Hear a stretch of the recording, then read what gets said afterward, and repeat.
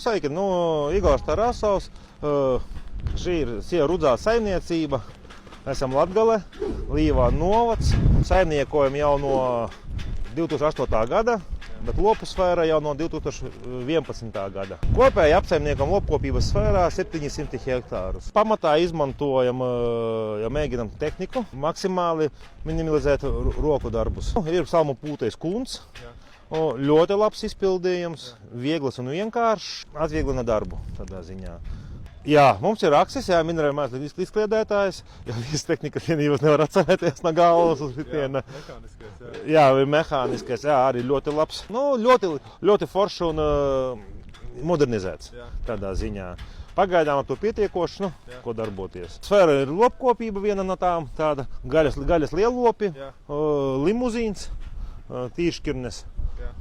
Ejam gan uz eksportu, gan arī audzējam vaislas materiālu.